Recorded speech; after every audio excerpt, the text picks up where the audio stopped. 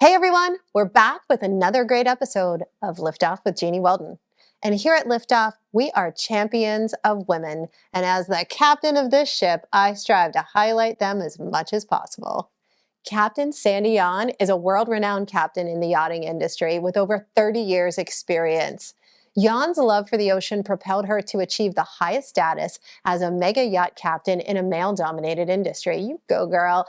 You may recognize her from the hit Bravo series Below Deck. Captain Sandy, my husband and I tuned in to every single episode of Below Deck that you were on. We are such huge fans. You probably heard us screaming at the screen, and in some cases, just really putting our arms up and cheering you on. I love the title of your latest book, Be the Calm or Be the Storm. Tell everybody that's tuning in what inspired you to write this book. The fans of the show. Like, I was a yacht captain working in the maritime industry, having an incredible, time in my life, working in an incredible industry that is very lucrative in many ways, right? And social, right? Because we learn social skills. If you don't have them, you need them to work in this industry. Secondly, we learn how to serve, and you need to be, I don't care what industry you're in, service is always a part of any industry, even as a CEO of a corporation. And it was all those different experiences, and to remain teachable, to learn how to drive a boat, run a crew, keep them engaged, and also serve as a captain. And when you combine all that together, people are like, she's a great leader. And all I was doing was trying to figure out how to do this. And then I finally figured it out. It's all about people. In your book, you discuss getting sober at 25 and the inner work you needed to put in. Speak to us about that, because I think that's such an important message. Yeah, so I was that kid. I just had, well, today they're called influencers. Back then we called it peer pressure. And I was peer pressured, influenced into trying something. And, alcohol was my drug of choice. For many people, it's not that for them. For me, unfortunately, addiction runs in my family. And then I started smoking a lot of pot, and I couldn't stop the pot. It made me thirsty. It was like a merry-go-round, right? So, and I kept getting into trouble. No one trusted me, rightfully so. And now I live a life beyond my wildest dreams. And that journey is in my book. And it's to inspire people, and also to educate CEOs that you don't give up on people, you invest in them. And when you invest in them, the return on that is tenfold. Captain Sandy, thank you so much for joining us. It is a pleasure and an honor. We'll be right back.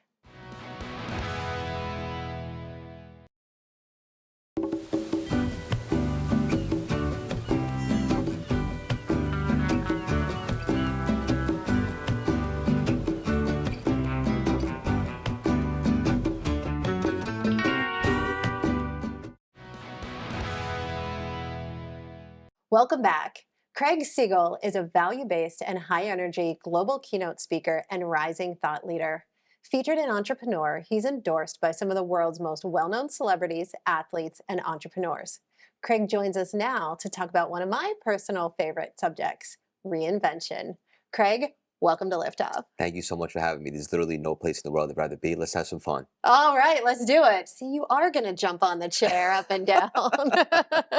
We don't know what's going to happen when we're having this conversation. It's true. So, Craig, talk about reinvention. How do you define reinvention, and why is it important? Yeah, it's such a good question. So one of the things that I want to come across right now to the world is defining what reinvent. I want to reinvent the word reinvention.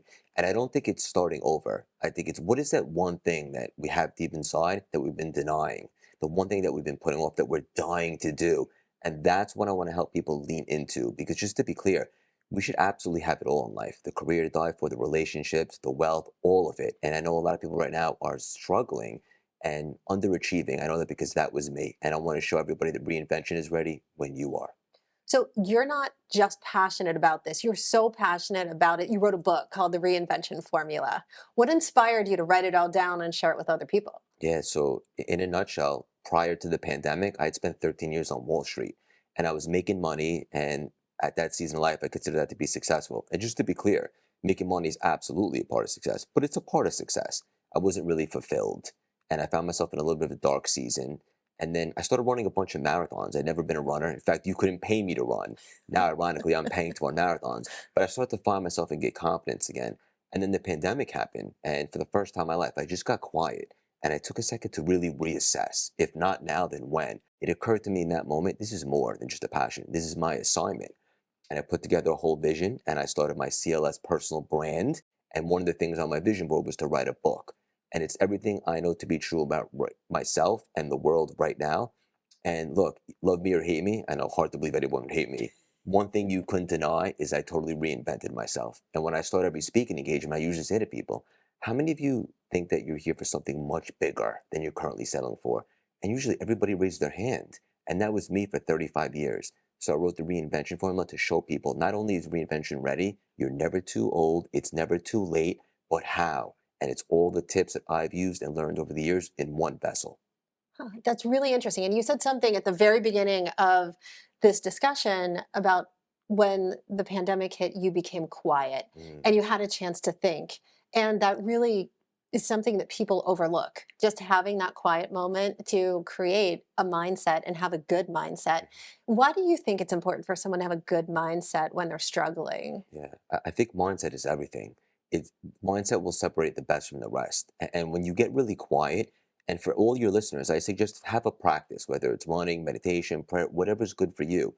But mindfulness is the portal to expansion. Because when you're quiet, you could really connect. That's when the downloads come. So everybody should be really intentional and strategic with their mindset. And one tangible way for your listeners to do that is just be super intentional with your thoughts. And if you're not liking the feedback that you're getting from the universe, just understand thoughts are not facts. And you can actually choose a more empowering thought, which will create more empowering beliefs, obviously actions, and then results. So mindset is everything. And a lot of people don't realize that they have a choice. They could be intentional with the positive thoughts they allow to take up real estate inside their mind. Such great advice. So I hope everyone listening and everyone watching takes everything you said to heart. And I really appreciate you being on the show, Craig. Thank you so much for having me. All right, everybody. We'll be back with more after the break.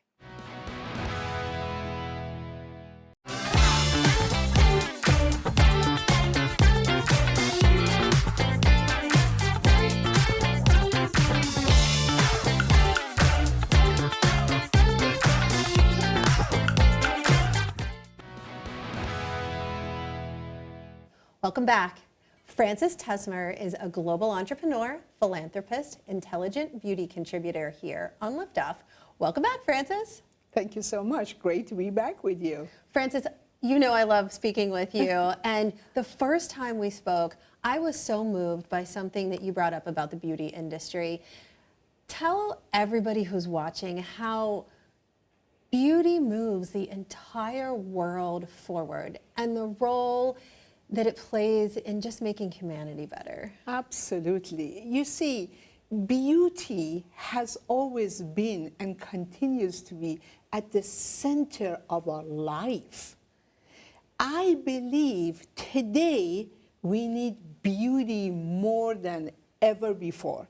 In this very challenging, ever-changing time that we all live in, we need to turn our life to beauty, to connect with each other, with ourselves, to celebrate ourselves for who we are, and be proud of who we are, be acknowledged by beauticians and by the world of beauty. I honestly believe beauty has the highest obligation and responsibility as well as opportunity to meet the humans of today and uplift them into the future and help them, inspire them, empower them. I see beautician as a force for positive change into the world. And I honestly believe that beauty platform is the best platform to serve humanity. After all, we are called the beauty, right? So everything we do and we say needs to be beautiful and positive, and we need that today more than any other time. Such a powerful statement, so true. And you'd mentioned previously, people will choose to go to their beautician, their salon, their spa, over going to the doctor because it makes them feel better. And if the beauty industry is helping us feel better and they feel better about themselves, then it just pays it forward. Absolutely. So if you're in the beauty industry and you want to get involved with your program, what do you do to take the first step? Honestly, I would suggest that you go to our website, you learn all about the different programs, the scholarship opportunity, the support, the beauty of this program and what it can do for you. That would be my first suggestion. Well, I know a lot of people that I'm going to tell to go to your website right away. And Francis, thank you so much for always lifting our spirits and giving us hope for the future. Thank you so much. Wonderful to be with you again. Absolutely. And for everyone who's listening, I know you were inspired, but stay tuned. We've got a lot more for you.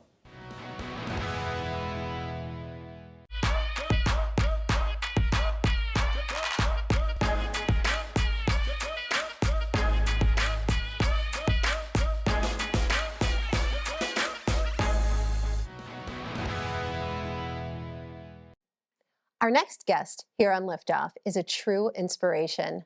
Dr. Merryl Tengesdal is a retired colonel who is the first and only African-American woman to fly the United States Air Force's U-2 spy plane used for specialized high-altitude reconnaissance missions. Dr. Tengesdal is a military veteran, aviator, and commander who served in both the U.S. Navy and the U.S. Air Force. She had also served in the Iraq War and the war in Afghanistan. Colonel, thank you for being here, and absolutely thank you for your service. Oh, thank you so much. It's a pleasure being here. Thank you for having me. Absolutely. And I have to say, it is women like you who inspire my daughter, Christina, who has commissioned into the Army, and she's currently at the Citadel. But right now, she's in Fort Knox and out somewhere. We don't know where she is. She has no phone or communications, but I'm sure she is getting her navigation and everything else down to the T for when she graduates. So thank you for Well, inspiring that's women of the awesome. future. Yeah, I'm sure you're extremely proud. Although the Army, I know.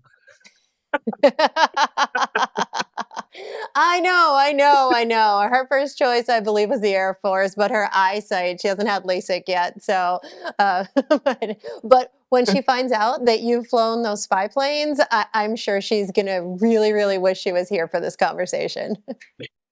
So you inspire so many people, but what inspired your military career and what has life as a woman in the military been like?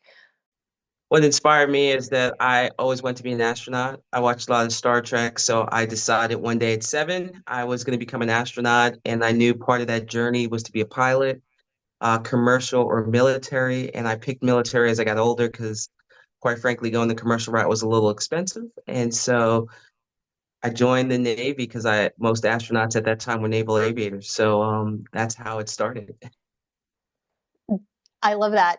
And what is it like? I have to ask you because as the mom of someone who keeps telling me she wants to be commissioned and go to the front lines of the toughest places, and I just cross my fingers and say a prayer that she's going to be safe. What's it like when you leave your family for a mission? You know, you have this sense of doing something with a higher purpose. So, leaving your family is something that is it's short term, it's transitory, and you know that you're doing something for the greater good. You know, um, fighting for freedoms that we have here. America is a great country. We have a lot of flaws. We are working on a lot of things, but this is a country to be at. A lot of people are still coming in here. So sometimes we have to fight for those freedoms and take it abroad to the enemy. We don't want that fight on our own soil. So for those people who feel that calling, I applaud you. And to leave your family is something hard to do, but we do it and we make that sacrifice. We know that's part of the job, and we take it seriously, and we know we'll be back with our family sooner rather than later. How do you strive to make sure that with all of your military accomplishments and all of your career accomplishments, that you're also balancing family and just everyday living? Yeah, I'm not sure if it's really a balance. A lot of people say it's controlled chaos. My husband and I like to use the term chaos control. There's a small difference. One is more proactive than reactive. So my husband and I, we have to prioritize. One week, something may be more important than the next week.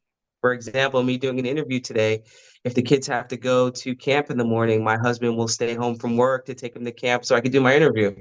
And in order to be able to do that, we have to have very good communication, and we have to be flexible in how we shift priorities around, and we have to make sure everyone's on board, from our kids to each other to our workplaces, and they understand that. Once they understand that, then it's easy to kind of manage. But there's always chaos. It's just the chaos control part. You just got to control that and be ahead of it and manage it. So, I mean, we make sure our schedules are in sync weekly. I know the feeling. My husband and I do that too with our blended family of 5 children. And I know that you've recently written a book. What were your favorite parts of the book, and what do you want our readers and viewers to learn from it? I think my favorite part of the book overall is that a girl from the Bronx at 7 years old had this idea and really had no, figures to look up to. No one looked like me as an astronaut, but I still use the characters of Star Trek to kind of pave this road for me to travel on. And in doing so, man, I've had this amazing adventure. I got to fly for the Navy. I got to fly for the Air Force. I got to fly the Air Force's U-2 spy plane and be the first and only Black woman to fly it.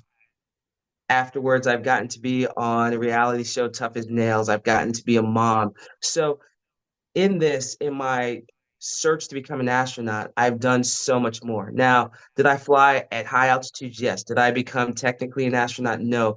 That's like the cherry on top, but the journey I've traveled has been amazing. So what I love about my book is that I share that with people to let you know, like, if you have a goal in sight, go on that journey to get to that goal. And even if you don't make it, you just have this beautiful life that you've lived, and you're able to bring that forward and inspire others. That's so insightful, and we call it always choosing the adventure path in our household. So really great advice. Thank you so much, Colonel, for being on the show and for continuing to inspire us. Oh, thank you. Thank you so much. All right, everybody, stay tuned. We'll be right back. When it comes to making plans, you are the best. The same way you plan each detail for those moments. Start planning to protect you and your loved ones from a natural disaster. Protecting your family is the best plan you can make. Welcome back. Here at Liftoff, one of our goals is to help you increase your wealth of knowledge and your actual wealth. Asset trading contributor Jarrett Preston is back with us. Welcome, Jarrett. Thank you, Jeannie. All right, Jarrett, you know we're in uncertain times. We talk about this all the time. Everyone is talking crypto versus gold. So what do you recommend? It's a big conversation, right? I'm not sure that it has to be one or the other. I think that everyone's situation is different, but in my world, obviously I'm not a financial advisor, but in the asset trading world, my clients are constantly looking at crypto and physical assets, crypto and gold as two totally separate things, but each with a beneficial outcome. Crypto is an exciting asset class, has a lot of volatility, has a lot of growth opportunity. Gold, not so exciting, right? Doesn't maybe create the income that other asset classes can, but gold creates wealth, gold creates stability, gold creates confidence. So I don't think it's either or. I think it may be both for a lot of people. For people looking to create a strong financial plan that will stand the test of time, what would you recommend? Again, what I can tell you that our savviest clients are doing is focusing, number one, on security. And when I say security, over a long-term plan, security in their financial planning that will handle multiple financial cycles, geopolitical risk, geographical risk, all those things that are coming into our world over a 10, 20, 30-year period. So focus on security first. They're focusing on growth second, after security and preservation. And by growth, that's income growth, that's asset value growth. And third is very important, the exit strategy. How do you get out when the time comes that you're done, like we talk about, right? So these are the three things you need to keep in mind. And everybody's situation is different. Everyone's conditions are different. Their goals are different. Their risk tolerance are different. But always start with security. Are you secure in your situation right now? How do you preserve that security and that ability to stay focused on the long-term plan? Because if you lose that security, you can't stay focused to finish the plan, right? So security first, growth second, exit strategy.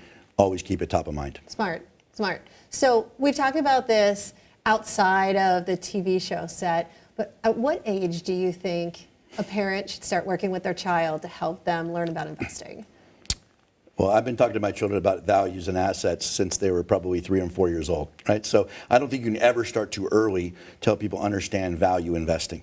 So, make it a normal part of conversation. That's one of the biggest challenges we have in our society sometimes is it's a separate category of conversation. In my household, we talk about it like you talk about any subject, right? I think it's good to start early as you can. Great, start early, build security, diversification.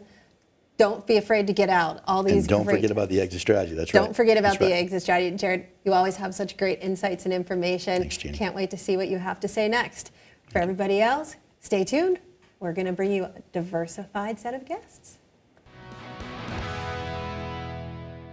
If you love them enough to crawl into a play place to get them to come down, then surely you'll check nhtsa.gov/the right seat to make sure they're in the right car seat. Welcome back. Our next guest is perhaps best known as the lead singer of You Know It, I Know It, We're All Gonna Sing Later, the 80s sensation Twisted Sister. But there is so much more to Dee Snider. Besides his hit songwriting credits, Dee has been on Broadway, reality TV, and co-created a new children's animated series. And he released his very first fiction novel. Dee, we're so excited to have you on Liftoff. I am glad to be here. And yeah, it's always people are probably best known. It's very hard. I'm not that I'm trying to live down my past, but it's very hard to overshadow that crazy makeup and hair of the 80s. And I'm here to say it was a good time.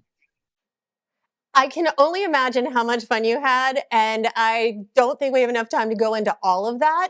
But I'm wondering if in your latest book, Frats, you can tell us a little bit about it and why you decided to write it. Well, I've been writing for quite a while now, screenplays, stage plays, articles, short stories. And I decided that it was time to try. Well, COVID hit. And I said, this is a good time to write a novel. So I started working on it back then. And the subject matter was always sort of near and dear to me. I grew up in Baldwin, Long Island, in an environment where there were these gangs. They were called fraternities, high school fraternities, but they were gangs with Greek letters. And it was sort of the way of my world. And you just grew up knowing how to avoid this potentially dangerous situation with these gangs. I assumed that everybody's high school was like that. And when I traveled, I found out that nobody's high school was like that. It was my high school. And so I decided to tell this story. It's a coming of age story of growing up in that environment. It's based on actual events, but the fictionalized character, he enters this world. He's transferred in from another state in his senior year of high school, not knowing the lay of the land, and the first day of school crosses the wrong people, and it changes his life forever. That's a pretty interesting storyline for a book, a movie, a play. There's so much more. But let's talk about critics for this book, because I know you're in that really interesting position where your son Cody is a writer. How is Cody thinking about your book? Biggest critic. Is he a fan? Well, all my sons are all writers. I have 3 sons. One's a comic book writer. One is just a writer. He works with Cody and co-writes with Cody. And the other one's Cody's a director writer. And I've raised very wise, very smart children, and I had them vet my book. They were the first people to read my book and give me their notes. So it was actually Cody, though, who I've been writing screenplays for years, and I've had some produced, I've sold some. And I was originally thinking of writing a screenplay for this. And he said, this is a great story. It'd be richer in a novel. Why don't you try your hand? So he encouraged me to write the novel. And now I hope somebody picks it up and makes a movie out of it. It sounds like a very cool novel. And I love the fact that all 3 of your sons were involved with it, because one of the things we talk about on this show is, yes, you can build an extremely successful career. You can be a celebrity, you can be an entrepreneur, you can just do anything that you want, but you also have a life outside of the work that you do, and how you create your work-life blend is what really matters, and the family that you keep. And being married to your wife for 47 years, having 3 boys, how have you blended it all together over the years to make sure that it just works for everyone? My wife's name is Suzette, and we also have a daughter. My youngest is daughter Shy. You know, I really got to love so much credit to Suzette for, she always set me straight. She's a tough Brooklyn mob princess. She doesn't put up with anything from me. And, I would roll into the house after a tour and be, I am a god. And she'd go, empty out the diaper pail. And I go, what? I'm a god. And she'd go, yeah, empty out the diaper pail. Okay. And immediately I was brought down to earth and like, okay, you're home. We got babies. The diaper pail stinks. Then somebody has to empty it. But her thing was always leave your cool at the door. I know when we were chatting on Twitter that I warned you that my husband asked me to do a 1980s hair flip, and you actually said, go for it. At the end of this, I'm doing it in a chair. So I do feel a little bit like Iron Karen Flashdance, but we're not going to have the water. Crazy one. Okay, I'll tell you that I did a very subtle one when I was in Washington.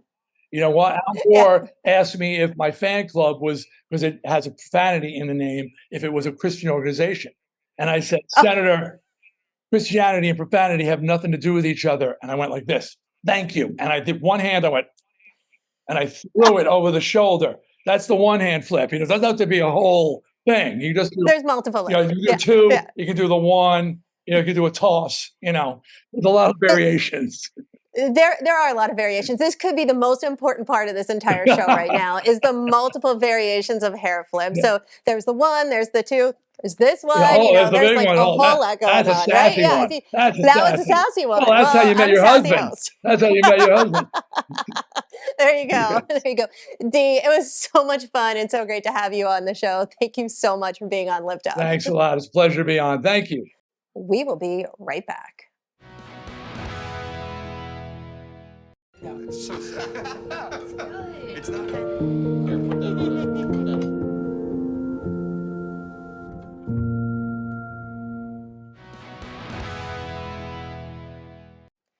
It's that time of the show where we bring somebody that was in the guest audience onto the set so that we can have a couple conversations with them. And today, I'm thrilled to have one of my friends, Molly Twining. Molly, welcome to Liftoff. Thank you so much for having me here, Jeannie. I'm thrilled to be here. I'm so excited to have you on the show, and extra bonus, you got to get your makeup done. I sure did. And that's always a good time. I feel like a movie star right now. It's fantastic. So tell everybody that's watching, what did you love most about being a guest watching the show being taped? It was all fantastic. It made it completely real, and seeing Twisted Sister here was fantastic. Lots of fun and lots of laughs here as well. Well, thank you so much for being a guest. It was great having you in the audience, and I hope you come back. I sure will. Thanks for having me. It was a pleasure. Yes. All right, everybody. That's it for us today on Liftoff. Thanks so much for watching. You can follow us on social for more tips, content, and behind the scenes. We'll see you next time. The proceeding was sponsored by Liftoff Enterprises, LLC.